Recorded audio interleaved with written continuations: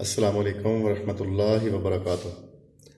सामीन व नाज़रीन मोहतरम, जैसा कि आपके इल्म में है कि ये माह मुअज़्ज़म जो चल रहा है इसे शहरुल्लाह कहा जाता है, यानी कि खुदावंद मुतआल ने इसे अपना महीना कहा है।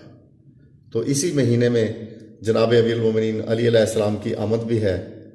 तो अकीदत के तौर पे चंद सतरें जनाब अमीरुल मोमिनीन अली अलैहिस्सलाम के लिए।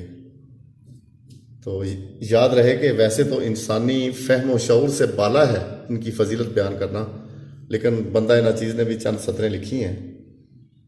तो अर्ज़ किया है कि शबे हिजरत नबी ने जिसको बिस्तर पे अपने सुला दिया। शबे हिजरत नबी ने जिसको बिस्तर पे अपने सुला दिया। फरीज़ाए तहफ़्फ़ुज़े ख़त्म रसूल खूब जिसने निभा दिया। हाथ ऊंचा करके उसका गदीर खुम में दिखा दिया।